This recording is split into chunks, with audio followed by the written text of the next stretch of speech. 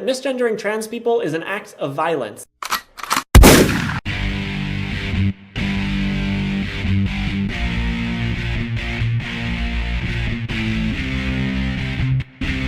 Welcome back, I'm the Executioner, and today we take a look at a new Reily J. Dennis video. We might have done her last week, but hell, might as well watch her again. Let's not keep her waiting, enjoy. In 2014, Laverne Cox said that misgendering trans people is an act of violence. Since then, she has repeated this statement multiple times, but some people still don't want to believe it. Reily, the reason why people don't want to label misgendering as violence is because 1. Misgendering is not violence. Hitting somebody is violence. Physical force is violent. Misgendering somebody is not violence. Words are not violence. Physically hitting somebody is. So I thought I'd explain why intentionally misgendering trans people is an act of violence and why you shouldn't do it. But to get started, we need some definitions. Misgendering is the act of referring to someone by the wrong gender or implying that they are a gender that they are not. No shit, Sherlock. So if you call a boy she or refer to him as a girl, that's misgendering. You can misgender cis people or trans people, but it's particularly dehumanizing when done to trans people, and it's something that basically all trans people have to deal with at some point. I'm sorry, Reily, but if you get into a manic depression over someone misgendering you, maybe you should get some fucking help. Just saying. Of course, there are times when people intentionally misgender feminine cis boys or masculine cis girls as a way of trying to reinforce arbitrary gender roles. And that's awful as well, but I'm mainly going to be discussing misgendering towards trans people in this video. Violence is a harder thing to define. Reily, I'm going to put this in simple terms. If you hit somebody, that is violence. If you put your physical force on somebody, that is violence. Words are not violence. Just because somebody misgenders you doesn't mean it's fucking violence. Several dictionaries say that it involves the use of physical force, including the Merriam-Webster and Oxford dictionaries. Yes, sane and rational dictionaries not influenced by political correctness. Sounds like a good source of information to me. However, dictionaries are not intended as all-knowing, unchangeable rulebooks. They change and adapt over time as our usage changes. They are almost always descriptive rather than prescriptive nowadays. I would argue that their definition of violence is outdated and doesn't encompass all of the forms of violence we recognize today. As I have stated in the past, you cannot change a definition so it can suit your own narrative. That is frankly immature and childish. And the World Health Organization agrees with me. In their 2002 World Report on Violence and Health,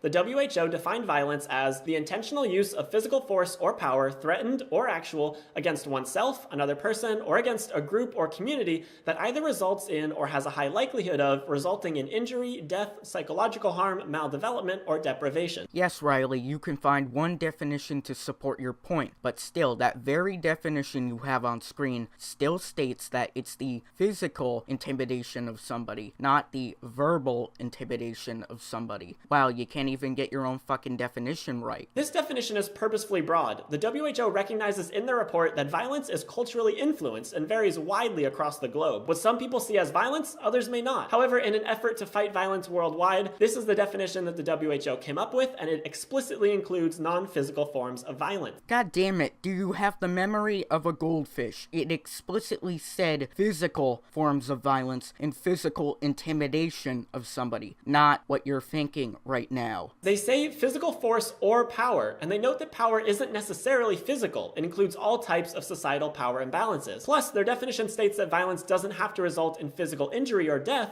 Instead, it can result in psychological harm. Yes, psychological harm, but that means if you were to be, I don't know, a villager in Uganda and you see your whole village gunned down, I think that's gonna leave a little bit of a psychological impact. And by the way, that would be in physical intimidation. Given that this is the definition that experts on the topic of violence have come up with, I would argue that it's a much better and more effective definition than the one currently listed in most dictionaries. Therefore, violence does include psychological violence, and misgendering a trans person is absolutely an act of psychological violence. If you still, for some reason, have a problem calling it violence, then call it aggression or abuse or whatever you want. The point is, it's a bad thing that we shouldn't do. Ask any trans person and they can tell you how awful being misgendered makes them feel. It's a way of invalidating their identity. It makes them them feel disrespected, isolated, uncomfortable, and hated simply because of their gender. No, it's not because of your gender. If you're a normal trans person who uses she and he pronouns, then you're gonna be fucking fine. But if you're one of these fucking Tumblr idiots who uses zim and zer pronouns, you're probably not going to get those pronouns used unless it's your fucking family. If it's some Joe Schmo on the street, he probably wouldn't care. It tells them that they should hide who they really are, that people will never fully accept them. Misgendering a trans person causes real psychological harm. And not only that, but it contributes to physical harm too. Lots of factors contribute to the extraordinarily high rates of suicide among transgender people. If somebody tries to kill themselves because they were misgendered, they probably had bigger problems beforehand. And if you're thinking about killing yourself because you were misgendered, please call your local suicide hotline or your local therapist. But misgendering is definitely one of them. According to the 2014 National Transgender Discrimination Survey, 4.6% of the US population reported that they have attempted suicide at some point in their life, while that number was about 41% for trans people. Riley, you do realize that 41%, once you plug it into the 4.6, is much smaller of a percentage once you actually look into it. You're kind of deceiving us and trying to make the whole 41% number look larger than the 4.6% number, thinking it's its own category or something. However, studies show that having a supportive family, like people who don't misgender you, can greatly reduce that rate. Plus, misgendering contributes to a culture where violence against trans people is terrifyingly prevalent. A 2013 study by the National Coalition of Anti-Violence Programs found that trans people, and particularly trans women of color, were murdered at much higher rates than other LGBT plus people. Then why don't you give a fuck about that? The actual people getting murdered out there, not people getting fucking misgendered. People getting stabbed to death, I think, is a larger issue than somebody not using your correct pronoun. Misgendering may not cause someone to go out and murder a trans person, but it does contribute to a culture in which hating and disrespecting trans people is the norm, which does allow some people to justify violence against trans people. However you look at it, misgendering trans people causes real harm, and that applies to all trans people, not just the ones you like, because there are some not so great trans people in this world. I think you might be referring to Blair White, who is actually a good trans person, and guess what, if you haven't seen Blair White, check her out. She's smart, intelligent, she looks fucking awesome. Check her out, she has some awesome opinions and views. Just as there are some not so great cis people, but everybody deserves to be gendered according to how they identify. If you misgender someone just because you disagree with them, you're basically telling all the trans people around you that their humanity is conditional, and that the second you don't agree with them, their identity goes back to being invalid. There are so many ways you can insult someone without disrespecting all trans people. Riley, I thought the point of your video was not to insult people. You're kind of being a fucking hypocrite here by saying, oh, it's not okay to insult trans people, but it's okay to insult everybody else. Like, seriously, what the fuck?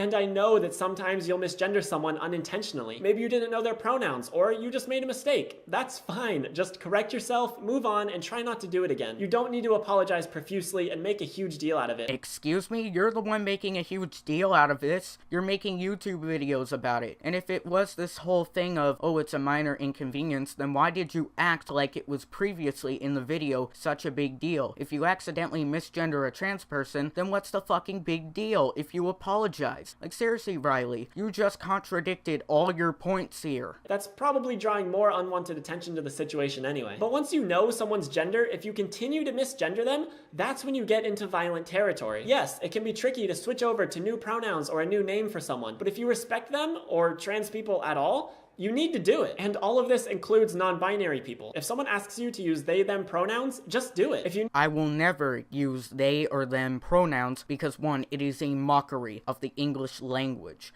and it's a mockery of the dictionary. Need help accepting the validity of these pronouns? I've made an entire video on the subject, but you should know that misgendering a non-binary person is just as hurtful as misgendering a binary trans person. Non-binary identities are valid as well, and if you need help accepting that, I also have a video on that topic that will be linked down below. So, intentionally misgendering trans people is an act of violence. It causes direct psychological harm and contributes to a culture where physical violence against trans people is commonplace. The solution is easy. Just don't misgender people and call out your friends or family if they misgender someone. Well, that's a crock of shit. You don't call out people in fucking public. That's a rude ass thing to do. And guess what? It's fucking uncalled for. You can pull them aside and say, hey, I think this person is fucking trans or whatever. But guess what? You don't fucking call them out right in front of everybody. That's kind of making a mountain out of a molehill, you know? This video is a part of my Feminism with Reily series that I'm doing in collaboration with Everyday Feminism. Well, guys, I hope you liked the show. Please like and subscribe, and I gotta go. Bye.